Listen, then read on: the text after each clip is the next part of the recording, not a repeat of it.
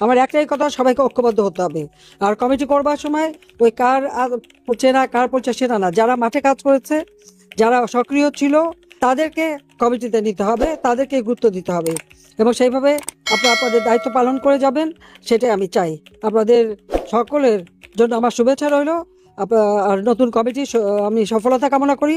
সবাই ভালো থাকবেন, সুস্থ থাকবেন। এই যে শিশুদের উপর অত্যাচার, নির্যাতন, এগুলো আপনাদের আন্তর্জাতিক পর্যায়ে তুলে ধরতে হবে। আর যে যেখানে আছেন, আপনাদের প্রত্যেক এলাকায় কংগ্রেসম্যান, সিনেটর বা স্থানীয় যারা, তাদের সাথে যোগাযোগ করা, তাদেরকে বাংলাদেশের প্রকৃত চিত্রটা তুলে ধরা।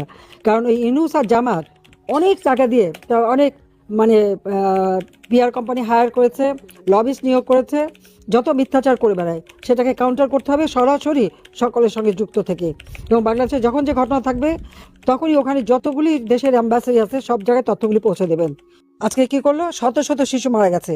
আমি এই বিশ্ব বাটপার ইউনুসকে প্রশ্ন করি এবং তার স্বাস্থ্য উপদেষ্টা নূরজাহান বেগম, তার নূরজাহান বেগমের নূরের ছোঁয়ায় আজকে আমার শত শত শিশু মারা গেছে।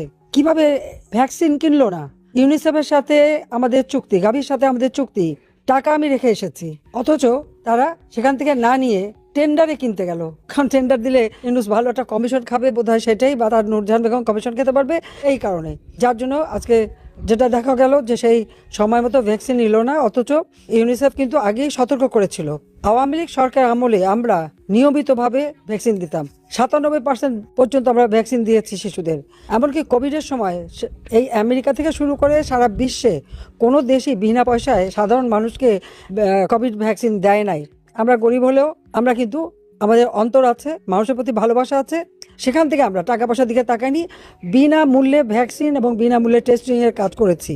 এর জন্য আমি আমাদের প্রবাসীদেরও ধন্যবাদ জানাই যে আপনারা অক্সিজেন সিলিন্ডার এবং ভ্যাকসিন পাওয়ার জন্য অনেক আমাদেরকে সহযোগিতা করেছেন। আসলে আমাদের প্রবাসীরা সবসময় আমাদের পাশে দাঁড়ায়। তা আজকে এই যে শিশু, শত শত শিশু যে মারা গেল, যারা হাসপাতালে, তাদের নাম ঠিকানা পাওয়া যাচ্ছে, কিন্তু যেসব শিশুরা হাসপাতাল পর্যন্ত পৌঁছাতে পারে নাই, সেখানে তো কত শত যে মারা গেছে তার আর হিসাব নেই। যার যায় সে বোঝে কষ্টটা কি, যার যায় না সে কি বুঝবে?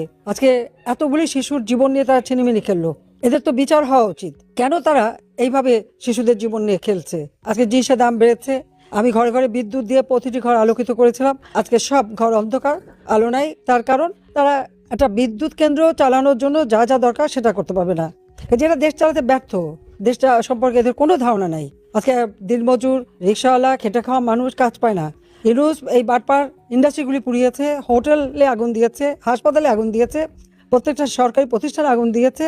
আর শত শত লক্ষ লক্ষ শ্রমিক বেকার, কত মানুষের জীবন জীবিকা চলতো, সব শেষ করে দিয়েছে। সে তো বিদায় নিয়েছে, কিন্তু বিদায় নিলেও এখনো সে যায়নি, তার তো এখনো ঘুরে বেড়াচ্ছে বাংলাদেশে। এত মানুষের রক্ত নিয়ে আওয়ামী লীগের প্রায় 10,000 নেতাকর্মী তাদের খুন করেছে, গুম করেছে, আগুন দিয়ে পুড়িয়েছে, লাশ ভাসিয়ে দিয়েছে। বাংলাদেশ এখন লাশের দেশ, এমন কোনো দিন নাই সেখানে আমাদের আওয়ামী লীগ, ছাত্রলীগ, যুবলীগ, স্বেচ্ছাসেবক লীগ সহ এমনকি আমাদের মহিলারা চরম নির্যাতনের শিকার। আইনজীবী, ডাক্তার, সাংবাদিক, পেশাজীবী, প্রত্যেকের উপরে হামলা, প্রত্যেকের উপরে, এবং যাদের গ্রেপ্তার করছে কারাগারে, চরমভাবে তাদের উপর নির্যাতন চলছে। খেতে দেয় না, পোকা সহ ভাত দেয়, কোনো মতে ধুয়ে পরিষ্কার করে তাদের খেতে হয়। তাদেরকে সেলের ভিতরে আটকে রাখে, রোগের চিকিৎসা দেয় না। যখন দেখে যে একেবারে মানে মরণমুখ, সেই সময় বের করে দেয়, যে জেলখানা থেকে বেরোনোর সাথে সাথে মারা যায়। এরকম আমাদের বহু নেতাকর্মীকে তারা হত্যা করছে, জেলে প্রায় 150-এর উপরে লোকটা হত্যা করেছে। কাজে এদের এখন ওই তারেক এসে একই কাজ করে যাচ্ছে। কাজে এদের বিরুদ্ধে সোচ্চার হতে হবে। যারা মানুষের জীবনের মৌলিক চাহিদা পূরণ করতে পারে না, যারা মানুষের ভালো মন্দ বোঝে না, যারা দেশকে চেনে না, দেশের মানুষের প্রতি যাদের কোনো দায়িত্ববোধ নেই, শুধু ক্ষমতায় যে ক্ষমতাটাকে ভোগ করা, এটাই তাদের কাজ। কাজে এদের বিরুদ্ধে সবাইকে সোচ্চার হতে হবে। আর যার যার বাড়ি ঘর, আপনার জাতীয় পরিবার পরিজনের উপরে হামলা করেছে বা পুড়িয়েছে, প্রত্যেকে কিন্তু একটা মামলা দায়ের করে রাখবেন, এবং কারা করেছে সে নাম ঠিকানাও রাখবেন। ইনশাল্লাহ এই দিন থাকবে না, দিন আসবে। বাংলাদেশের মানুষের জীবনে আবার নতুনভাবে আমরা কাজ করে তাদের জীবনকে উন্নত করব, ঘরে ঘরে বিদ্যুৎ দেবো, আলো দেবো, চিকিৎসার ব্যবস্থা করব, দেশের উন্নতি আমরা করব। আজকে যেখানেই হাত দিক, যত উন্নয়নই দেখুক, কে করেছে? আওয়ামী লীগ ক্ষমতা এসেছিল বলেই তা হয়েছে। আওয়ামী লীগ তো আগে যখন ক্ষমতায় 96 থেকে 2001 পর্যন্ত ছিলাম, তারপর 2009 থেকে 2024 বাংলাদেশ উন্নয়নশীল দেশের মর্যাদা পেয়েছিল, সেই মর্যাদাটুকু এরা ধরে রাখতে পারে নাই। কাজে এদের রাষ্ট্র চালাবার কোনো অভিজ্ঞতাও নাই, আর এদের দরকারও নাই। কাজে সকলেই সোচ্চার হন, ঐক্যবদ্ধ থাকবেন। সবাই ভালো থাকেন, সুস্থ থাকেন। খোদা হাফেজ। জয় বাংলা, জয় বঙ্গবন্ধু, বাংলাদেশ চিরজীবী হোক।